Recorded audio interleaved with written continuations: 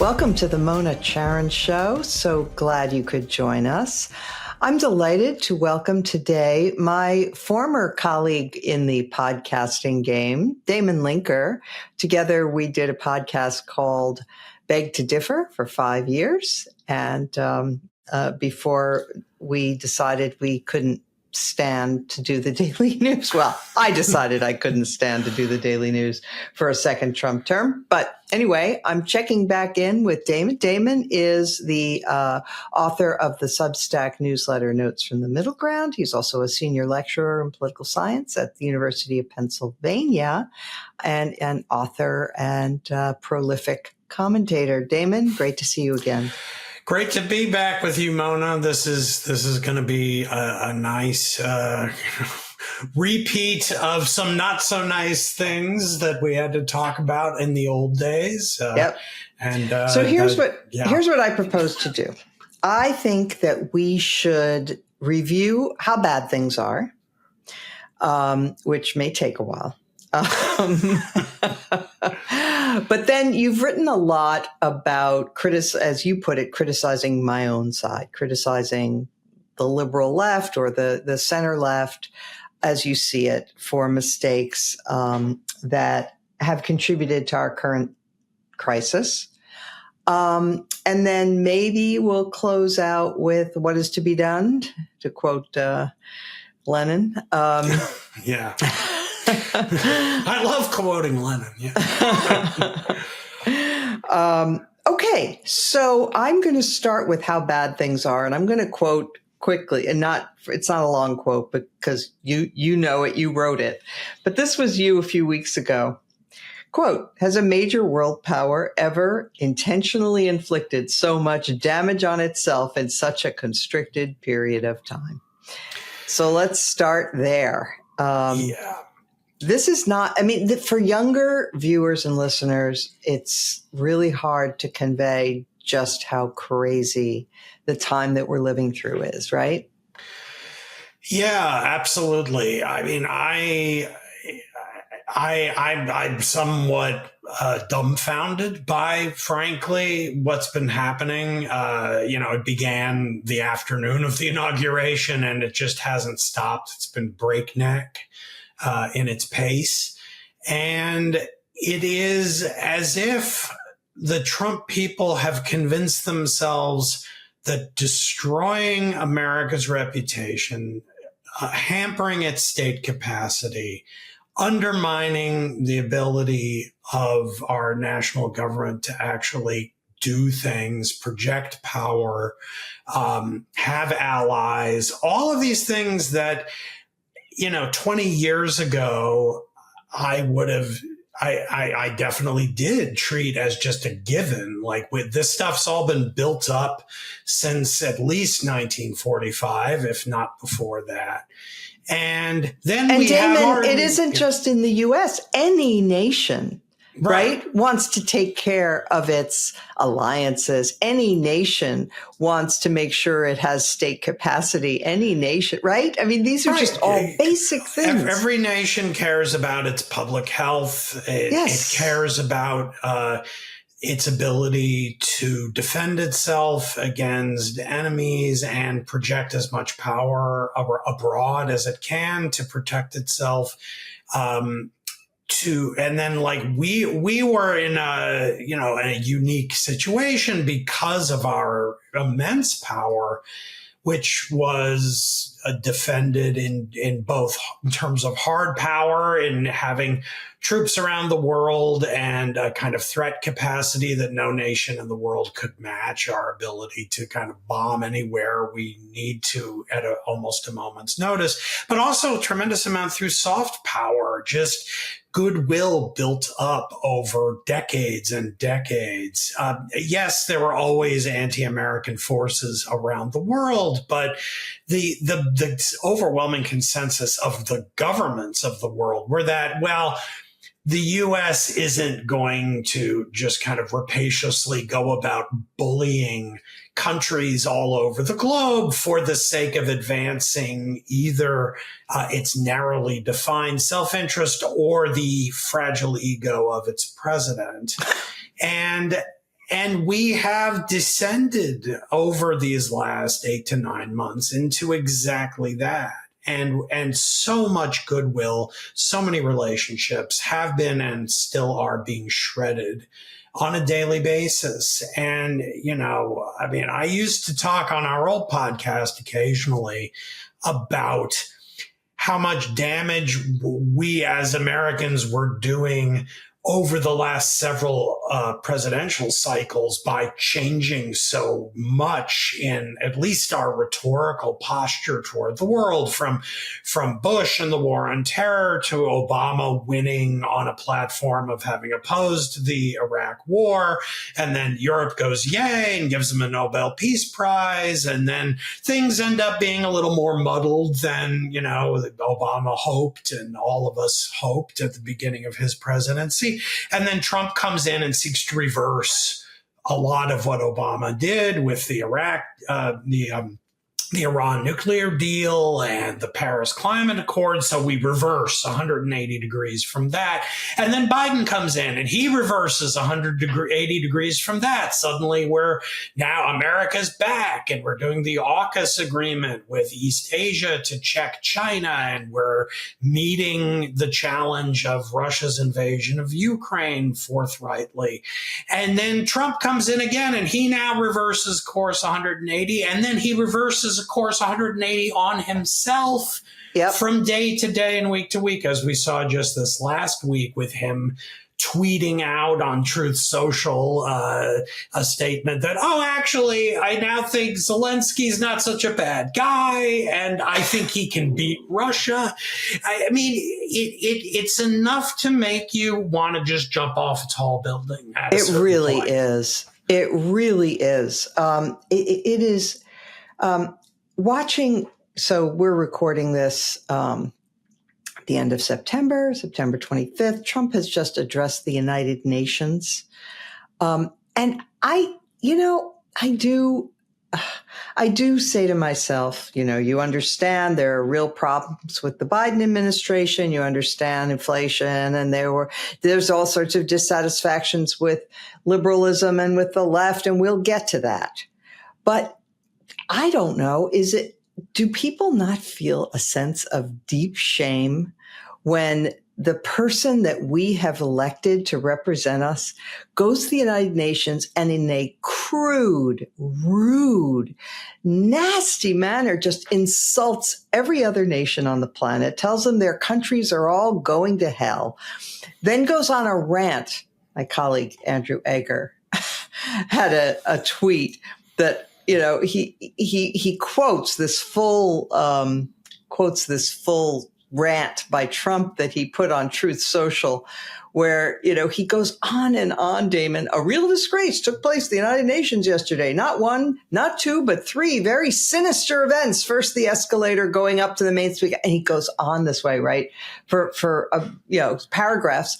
And Andrew just quotes this whole thing and says, I am going insane slowly due to overexposure to a president who is going insane rapidly. I mean, that's where we are.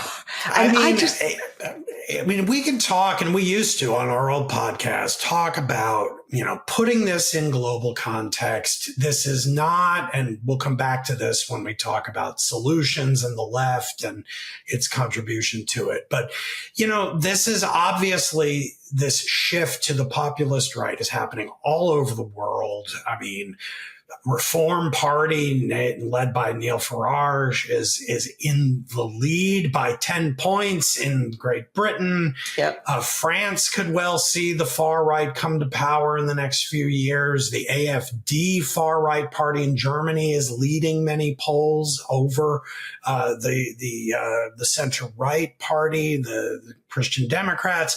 We have a kind of more mild center-right party in Italy in power. I could just go through, nation after nation. So it's not just the United States. However, no other nation that is contending with this, and I include the AfD, I include the Le Pens in France, I include Farage, no country has had or has the prospect of having someone as completely nuts as Correct. Donald Trump. So we're dealing with like a kind of double whammy here. Like, not only if Donald Trump could go to the UN and give a lucid right populist speech, Sure. as for instance, J.D. Vance could, as much as I would disagree with like 80% of what he said there, I would say, well, this is who we voted for. We've shifted on policy and our whole stance on all these things we used to believe in. We don't do that anymore. It's a new era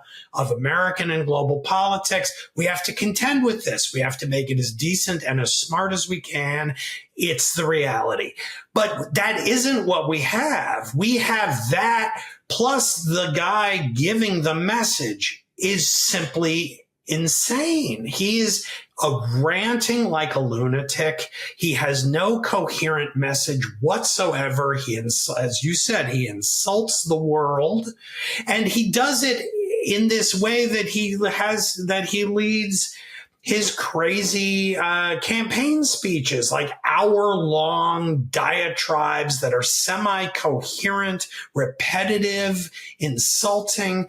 It's as if our country before the entire world has itself gone mad. We elected this guy again. Yeah. And like the whole world has to look at this and be like, I don't care who you guys vote for next.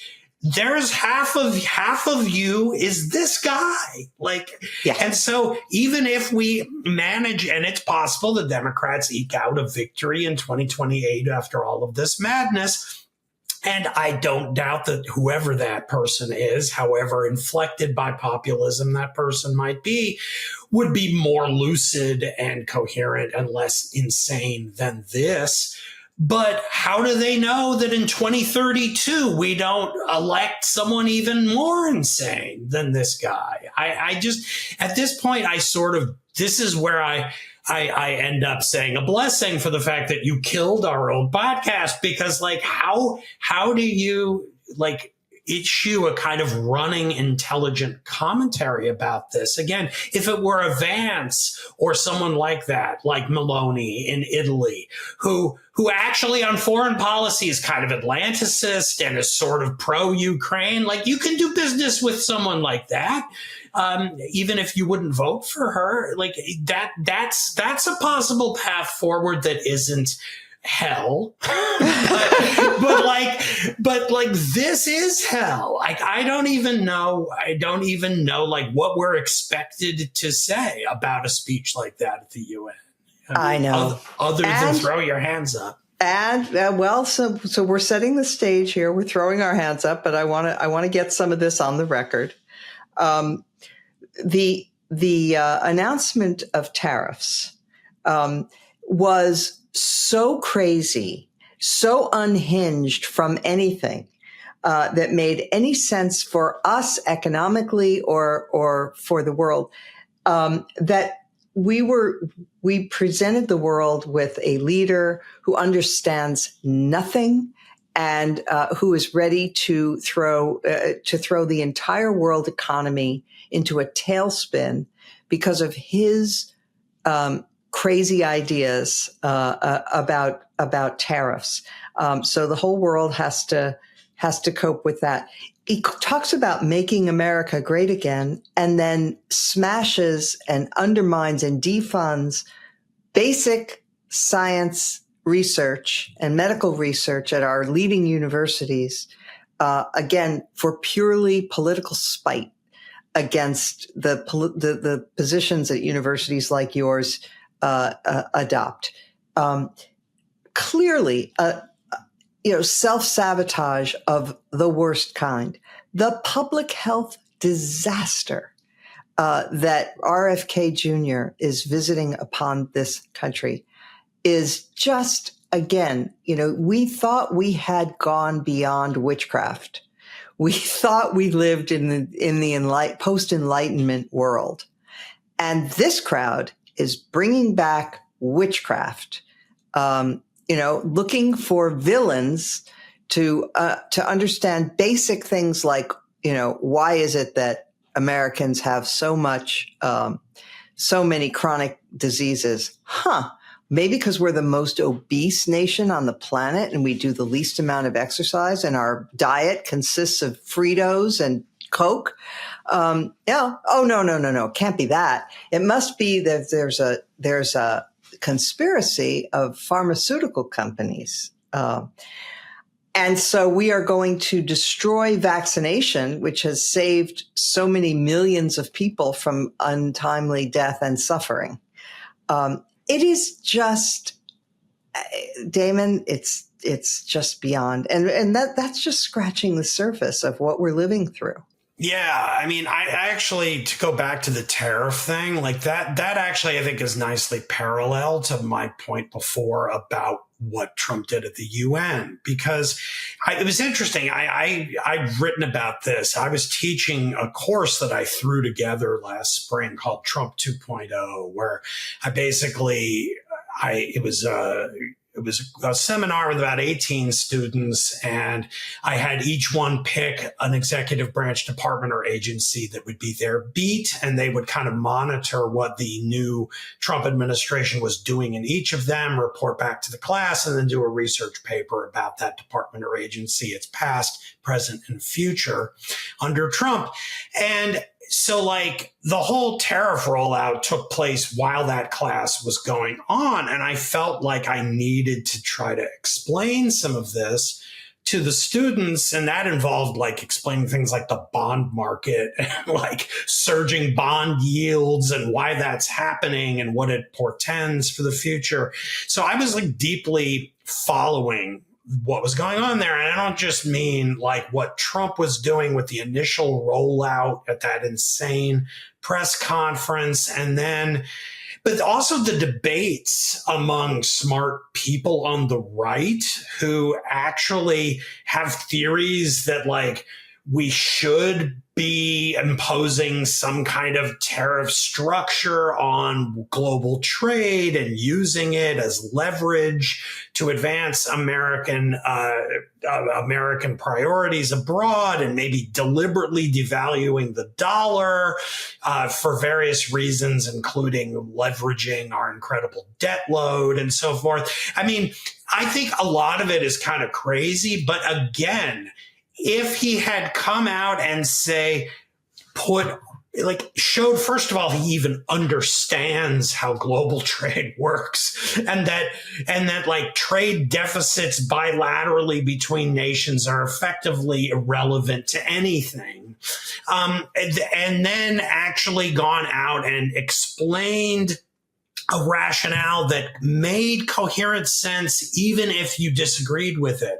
That would be one thing. But instead, we got what we got, which was incredibly high tariff loads put on almost every single country in the world, like unsustainably high, like would kill all trade with these countries if they persisted.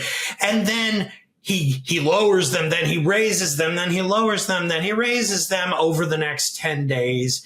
And the weird thing about this, one of many weird things about it, but like this was one of those moments where I thought, okay, this is insane, but at least we're seeing that there is one guardrail left, which is the markets. The markets, yeah. Like between the stock market tanking and the bond market going haywire, yeah, with like 2-year yields, 10-year yields spiking in the direction that if they continued, it could lead to hyperinflation, just all kinds of crazy stuff. Right. And Trump at least understands enough about those markets that it spooked him. And so he pulls back from the ledge and kind of says, oh, we're actually going to suspend these tariffs for a few weeks while we negotiate blah, blah, nonsense. Always, yeah, it's always a few weeks, yeah. Right. But So I thought, all right, well, at least there's something that can make him stop, because the Republicans in Congress aren't doing anything. Mm-hmm. They're giving away their constitutional prerogatives to Trump so they can just hang around in their little fiefdoms over there and enjoy the fame of going on television while not having to actually stake out any position. At least the markets can make him behave less insanely. The sad thing over the intervening 6 months is that doesn't even work anymore. He imposes tariffs, he raises, he lowers them, and the markets are kind of like, who cares? Let's just keep doing things like normal. So that has kind of gone away too. Well, is it that, or is it the taco effect? I don't know. I don't give that much credence to that. I think my lesson from the last 9 months is not that Trump chickens out. I think he's nuts, and he'll do anything he wants at a given moment. And I certainly don't want to goad him into being even more crazy and less liable to respond to negative information coming back at him. I understand. So it's, and then on just briefly on the vaccines and HHS and what RFK is doing, there we had a couple weeks ago, we actually had this brief moment where Trump actually came out and was like, yeah, I don't care what he says. Vaccines are pretty great. And I thought, oh, wow, he's appointed to HHS, a guy who's even more out of touch with reality than he is. And of course, he's doing that in typical Trumpian transactional ways that, well, those voters helped put me over the top this time, so I have to reward them by giving them what they want, which is this nut in charge of HHS. But now we have this week this insane press avail with him and RFK with him, first of all, unable to pronounce acetaminophen, and so he personalizes it to Tylenol. I wonder if they're going to sue him for $50 billion now for using their brand name in floating. I mean, it's sort of like the Dominion voting machines. Once you start impugning, defaming an actual company and with lies from the bully pulpit, you open yourself up to a hell of a lot of liability. But then this is just, pure insanity. There's no scientific basis for this whatsoever. It's witchcraft. It's witchcraft. And he goes out and he says it, and it's almost like he wanted to make good for having dinged RFK on the vaccines a little bit. Actually, no, I can be as crazy as he is. I'll prove that in this press avail. Okay. Can I just add one or two more things, just because we are itemizing the idiocy and the craziness of our time. So one of the things, again, I stress this, Damon, because I'm trying to think in terms of the average voter. Why doesn't the average voter or the average American why don't they recoil from this? So things like the personalization of everything, right? The fact that he blows up our relationship with Brazil, which, by the way, by his own lights, right? We should not be imposing tariffs on Brazil because we had a trade surplus with Brazil. It's one of the only countries. that happened to be true, right? And yet he does impose tariffs on them. Why? Because his pal Bolsonaro was under indictment and trial. He was later convicted, meaning that the democracy in Brazil, frankly, at this moment is healthier than ours. But there's that. And then, another thing where for decades, presidents of both parties have tried to cultivate a good relationship with India. India is an incredibly important emerging market. It is a huge, it's going to overtake China in population sometime probably in our lifetimes. Huge, important economy. And what does he do? He imposes more tariffs on India and offends the Indian leader, driving him into the arms of China, by the way. Narendra Modi appeared at a celebration of Chinese military power soon after this happened. But why? Because again, it's personal. Trump he had an ego injury. Modi, he wants to claim that he negotiated a peace deal between India and Pakistan, where they had a recent skirmish, which they've had over and over again over the years. And of course, the Pakistani leader said, "Oh, Mr. President, you were great. We're going to nominate you for a Nobel Peace Prize." Modi said, "No, I'm not going to do that." And so he's blowing up our relationship with India again for pure personal pique. This is the way America has become now. It has become the plaything of a toddler. Yeah, absolutely. And why do the American people not care? Because they don't really care about foreign policy, period, in our time. Like this, during the Cold War, it was different. But I think certainly since the Iraq War, you just see in polls, like foreign policy is way, way down in voter priorities.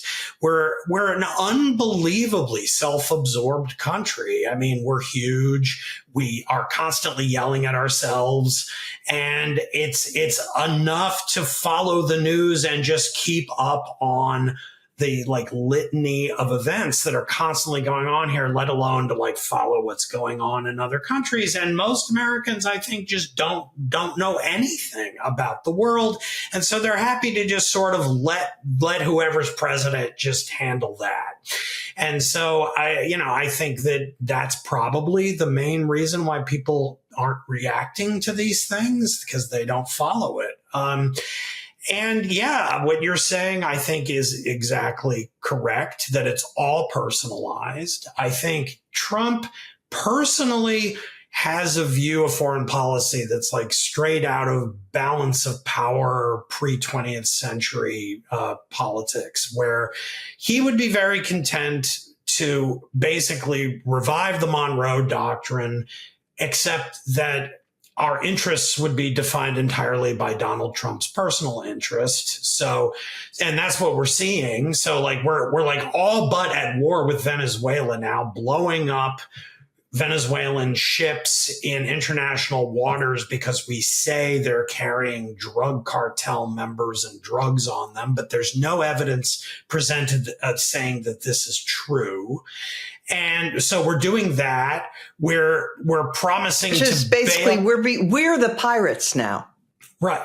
Yeah, exactly. Our history going all the way back to the founding period has been to try to impose order on international shipping. That's right. That was the internationalism of the early national period, was us saying to other countries, what we need is free trade. And therefore, if you won't get rid of the Barbary pirates in the Mediterranean, we will do it for you. And yet now we're basically this predatory power that will blow up other nations' ships if it suits the wishes of the great leader. That we're as you say, we're demonizing Brazil because they went after his good ideological buddy Bolsonaro, who did his own January 6th down there, or tried to. And then we're promising to bail out Milei down in Argentina because he's Trump's buddy. Yeah. So what? Is there any strategy or tactic underlying any of this? No, because if it's America first, and we shouldn't be spending anything on, helping Africans avoid AIDS or, feeding hungry children in Ukraine, because it's not our problem. But we're going to bail out Argentina because Milei's run into trouble, and we're going to backstop his bonds. What? Right. So we love Argentina because his buddy's in charge. We hate Brazil because his enemy's in charge. And Venezuela is an annoyance and gives him an opportunity to flex muscles and look like a tough guy. And, Venezuela is really nobody's friend, and they're a basket case of a country at this point. And so there's no consequence for it. So he can do it. That's our foreign policy. That's the Trump version of the Monroe Doctrine. Is we can mess around in our hemisphere and do anything we want. And we define what we want based on Trump's mercurial, impulsive instincts from day to day. And it's an embarrassment. And then the rest of the world, he doesn't really care about, except for the Middle East for some reason, because he likes the Saudis, other rich people who are corrupt, and like they have the money, and they have like they're helping his son-in-law, giving him money for deals, and so he's become a billionaire many times over on the strength of corruption. On the strength of the meme coin. His net worth has doubled from 5 to 10 billion in the last 9 months because he created a meme coin. Yeah, where any sheik, anybody around the world can put money in his pocket, and nobody's the wiser. We don't know what is exchanged, what is agreed to. All right, okay. Damon, I think we've laid out how awful things are, or at least we've scratched the surface. Scratch the surface, yeah. Scratch the surface. We haven't gotten to actually a lot of the things that are horrible domestically. We haven't even talked about immigration and we didn't talk about the basically American Gestapo. Bundling, yes, the new the ICE personal police force for the dear leader. It's just at every level, our democracy is shredding under this guy and this party, this GOP. It is the worst damage that the damage is so bad that it's really questionable whether it's recoverable, whether we can recover from it. Okay. But the only alternative, the only lifeline out of this mess is the Democratic Party, which can still win elections and can deny power to the people who currently hold it and are abusing our system so badly. And that's a problem because the Democrats are lost. They are confused. They don't seem to know what to do. And you argue, kind of strenuously, that they are still unwilling to acknowledge certain realities about life, like in big cities, for example, that you think really hurts them. So why don't you talk about that?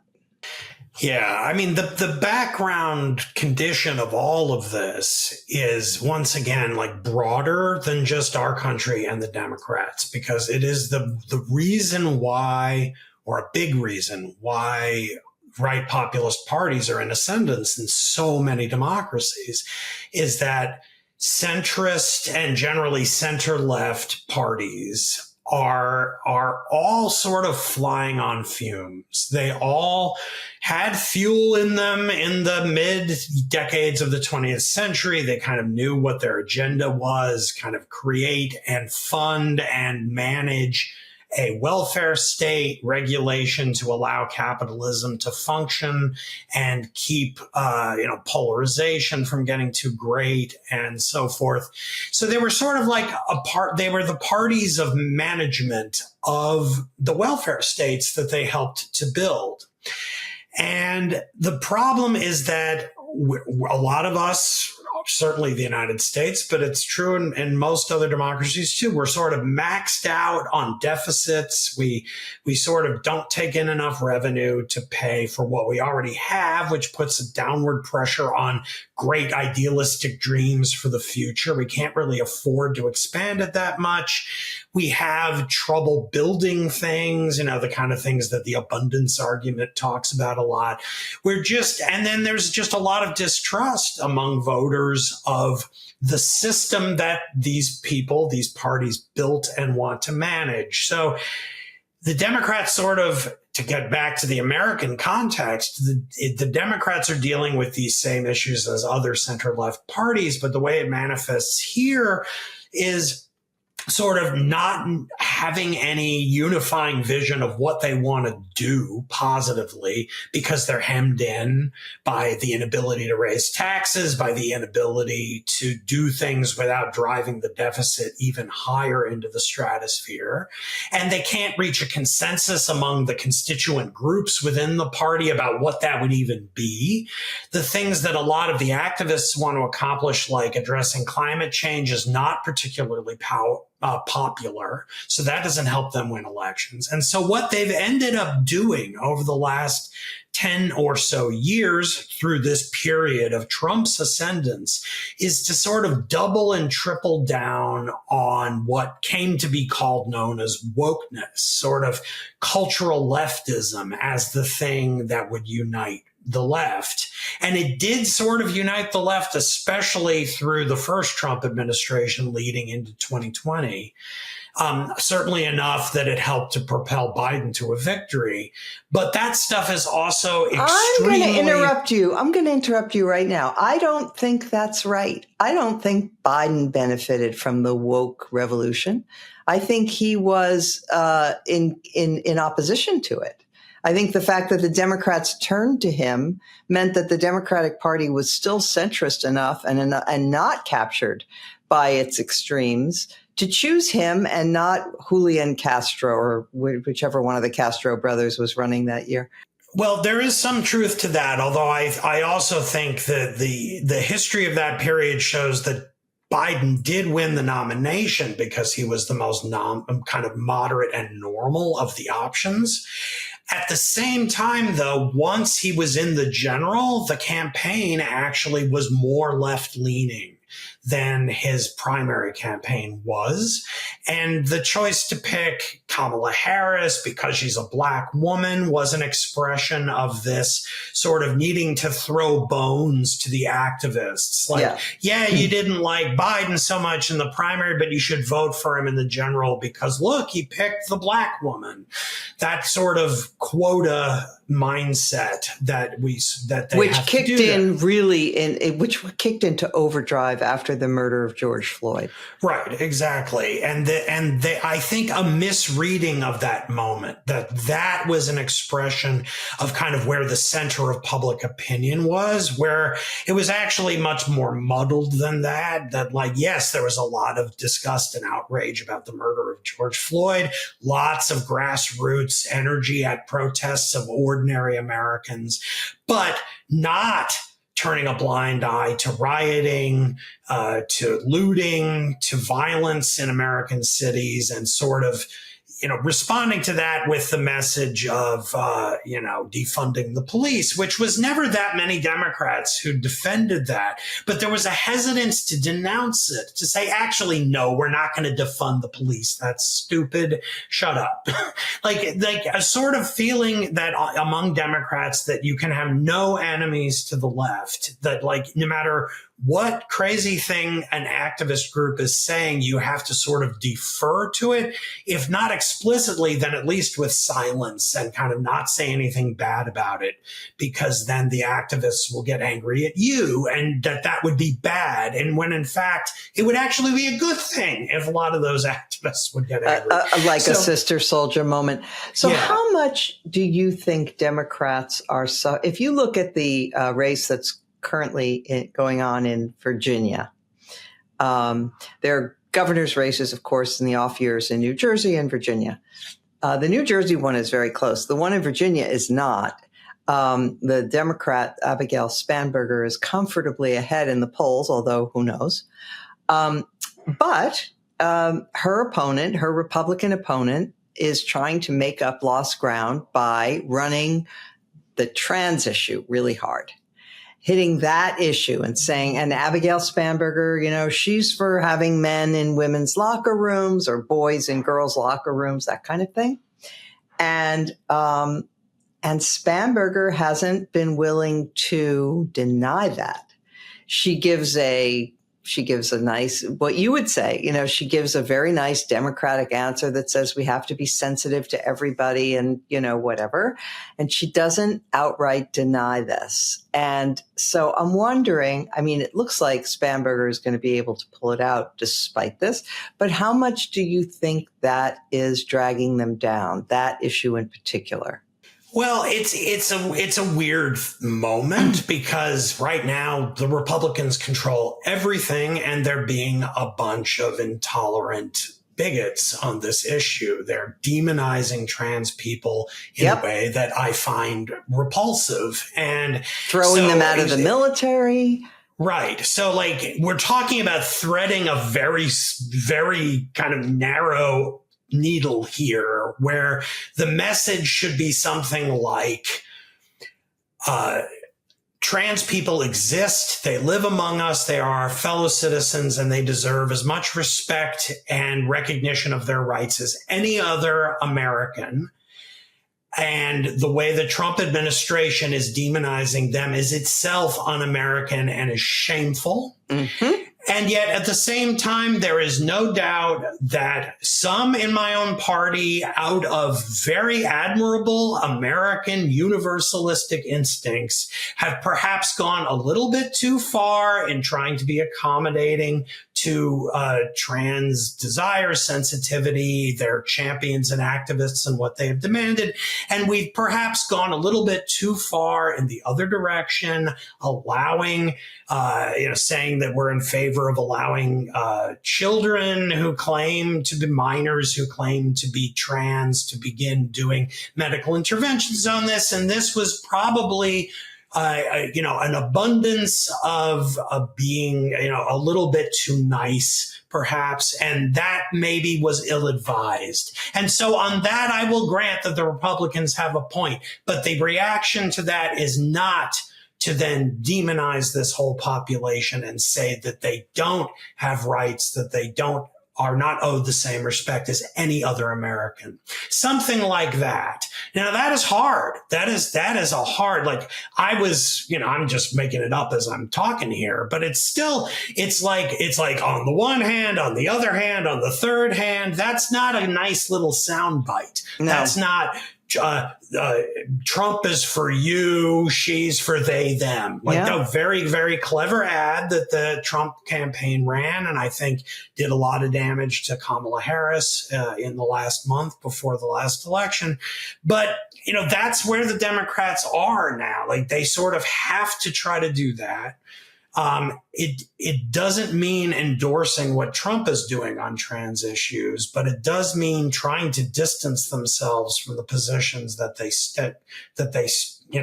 they ended up in the last election cycle. And they have to figure it out. They have to figure it out to make sure that when they talk about these issues, they are doing it in terms of values that an overwhelming majority of Americans can affirm, and not in terms of, that you have to accept a sort of gender ideology program that comes from Judith Butler. Like that is not going to be a majority position in America now or ever. And to think that it could have in 2019, 20 and so forth was like really, really kind of nuts, that they could actually think that that was a winning position to take, that every gender is a spectrum. We're all potentially male or female. And like, these are, and that when a baby is born, doctors are making a best guess as to which sex it is. They're assigning gender. Again, like these are arguments. I'm an intellectual. I teach Judith Butler in my ideologies class. We need to read these things and contend with them. But the idea that like the Democratic Party was like, we're going to take our stand on the Judith Butler position on the fluidity of gender is like, that was nuts. And it makes me wonder, like, who was doing polling on this at that time in the Democratic Party? Yeah, it's funny because the Democrats, you always hear that the Democrats are very poll driven and they're always polling everything and testing everything rather than being bold and staking out positions. But you're right. They couldn't have polled that one. That was more just kowtowing to their activists. So you've also talked about crime and homelessness and disorder in cities. So I want to ask you about that, but I also want to pose this question, which is, cities tend to vote Democrat very strongly, right? And yet you observe that, now I live in a city, I'm quoting from you, and I see the homelessness and I see the disorder, and I wonder why, I wonder if that isn't part of why Democrats are unpopular. Well, I mean, in our time when everything is nationalized and like you have a whole infrastructure on the right that exists to kind of find an event in a blue city and then kind of blow it up for the whole country to look at as exemplary of all cities. Yeah. That's the dynamic. Sure. That's true. And so it's not really like on the ground empirical in that way. The question of why like cities keep voting for Democrats when they, in my opinion, like don't do a great job of actually governing in these places is a complicated one. And I think it has to do with, historical trends, the fact like the demographics in cities, either minorities or highly educated white professionals. And both of those groups in our time are overwhelmingly Democratic for other reasons, ideological and historical precedent mixed in there. And so they sort of by habit, like that's who they vote for. And then the fact that the Republicans have kind of become so extreme in the other direction. I mean, Rudy Giuliani was mayor of New York for 8 years. Michael Bloomberg was mayor for 8 years in New York City, which shows that like in New York, at least, they're not averse to voting for a Republican or a Republican adjacent mayor for exactly these reasons having to do with crime and order and so forth. In Philly, that hasn't happened, but, we'll see down the road. I think in the end, I mean, speculatively, just in terms of like ideological psychology, if it will, like critics of liberalism, going back to Carl Schmitt, have made the point that like liberals have kind of a guilty conscience about exercising authority, of kind of making tough decisions that involve hurting some people because they want to be nice. They want consensus politics. They want sort of everyone to agree so that ideally we wouldn't even really need authority to be exercised because we talk until everyone has a consensus and then we just sort of do what we all wanted to do anyway. And therefore we wouldn't have to use force, wouldn't have to send police in and actually use force sometimes in altercations that lead someone to be killed, and sometimes a mistake is made and so an innocent person dies. Like that weighs on the liberal conscience extremely heavily, and it can lead to a kind of reaction of like, we should just not even police, because if we do, an innocent person is going to die. And I, again, as a human being, I hear that and I feel that instinct, and it's a decent instinct, obviously. The problem is that civilization is a fragile thing, and the barbarians are always kind of on the periphery. And if we don't wield force to police that periphery and keep the barbarians out, they will encroach on civilization, and you're going to get violence done against innocent people by the predators. Now, I know I really am sounding like a right-wing Republican, but yeah. Well, people will always choose order over chaos. That's the thing, is that like I'm a liberal. I'm all in favor. I believe in rights. I believe in lots of personal liberty to people. But the fact is, if you make them choose between absolute liberty and a kind of police state enforcement of order, they will always choose the latter first, and then be in favor of like loosening things up once order has been restored. Once they feel safe, yeah. Yeah. And I think liberals can be guilty of sometimes sort of taking the order for granted and not doing what needs to do to sort of preserve it, and then living with the chaos out of a guilty conscience of what it would take to end the chaos. Yeah. And I think the city, we go through cycles of this. It happened, I know New York best. That's why I bring up that example. So in the 70s and 80s and early 90s, New York City was disastrous. There were like 2,100 murders in New York City in 1992. I lived there then. That's insanely high.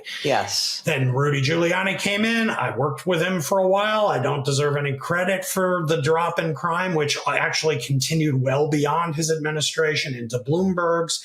But by the end of the Bloomberg administration, crime was like a tenth of what it was back in the 90s. Now it's kind of, ratcheting up again a little bit. New York isn't as bad as other cities. Philly is worse per capita. Lots of cities are worse than New York per capita. But we're now in a cycle that's a little more like the 70s with the Democrats having moved a little to the left, electing prosecutors who are hesitant to throw the book at criminals, letting people out a little bit too easily from prison. And so now things are getting a little bit worse. And the Republicans have learned this way, as I said earlier, to use every example of urban chaos as an indictment of all Democrats, and they turn one incident in one place into a kind of exemplification of why you should never vote for those people, because they'll make everywhere like that. And so, Democrats have to deal with this situation.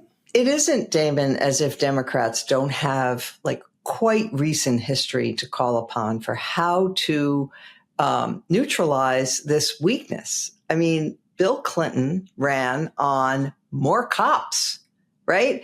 And that was incredibly successful. And, Democrats now could be making the case, should be, I beg them to make this case in 2026, that we need more cops and less ICE, right? That we are wasting all this money and resources on creating ICE, which is, completely out of proportion to the problem of illegal immigration. Meanwhile, depriving of urban police departments of what they need.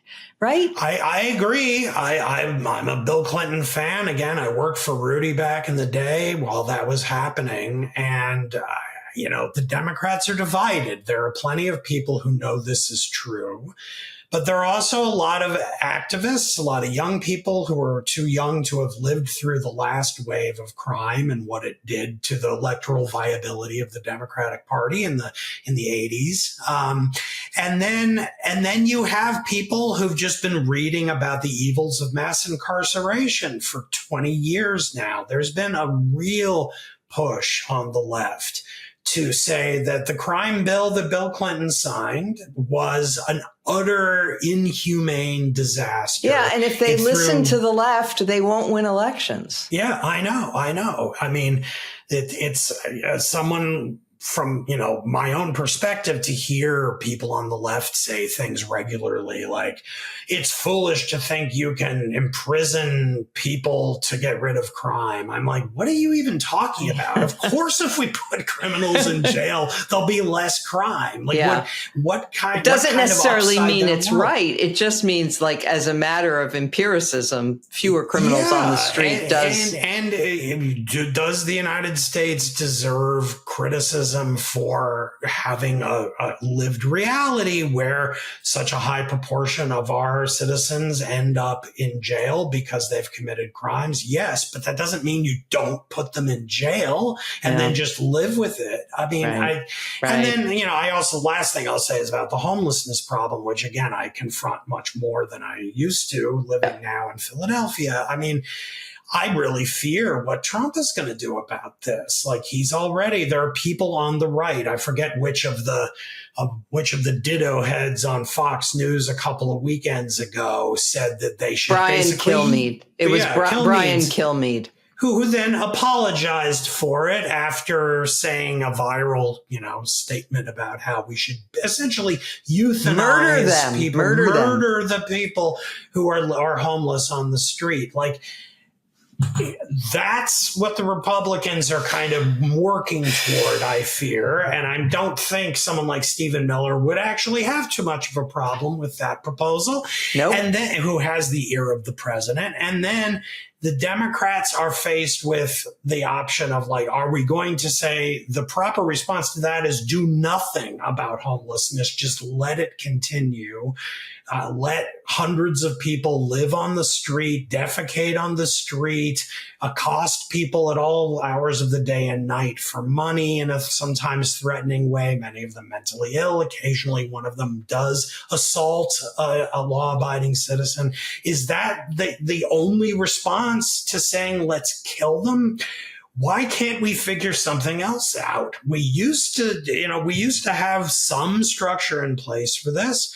And a lot of it was thrown out the window through a similar psychological dynamic that I was talking about earlier, a kind of reluctance to say, if you're severely mentally ill, it is actually not better for you to be left to your own devices to live and defecate on the street.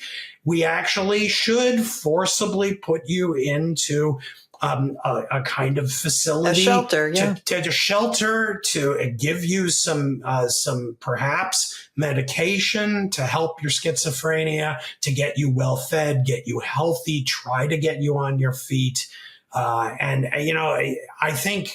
I think there is somewhat of a reluctance on the left to wield authority in that way because it means less freedom for the homeless person. But the result is a kind of civic life that is pretty frayed in a lot of cities. And I don't think we should accept that this is the way we have to live in a free society. Yeah. I mean, I hear you when you say a lot of these faults of the left and of liberalism come from a good place. They come from wanting everybody to be happy. They come from wanting to respect everybody's rights to the fullest possible extent, a reluctance to repeat the sins of the past, discrimination, racism, and various other kinds of abuses. But the danger is that if they go too far in an unwillingness to use power, they will be seen as not meeting the needs of the majority of voters, and those voters will reject them. And that is what's at stake. And then what good have you done to the larger society, and especially to the most vulnerable, if the policies that you adopt result in the election of fascists? So, exactly. I frequently quote David Fromm's line from 2019 that if, he was talking about immigration, and he said, if liberal governments will not police the border, they'll elect fascists to do it instead. That's right. And that is the reality I think we're living in, at least on one dimension of all the causes of how we got here. Okay. All right. So we're almost out of time, but I do want to close with some discussion of optimism. So one mustn't give in to despair. Despair is a sin. And I have to remind myself of that a lot, honestly, in the last few months, because I have been pretty beaten down. But let us remember a few things. First of all, just in the last few weeks, so we had this absolutely naked anti-free speech move by the government to try to shut down a critic, many critics, but in particular Jimmy Kimmel. It didn't work. There was a backlash. Kimmel is back on the air.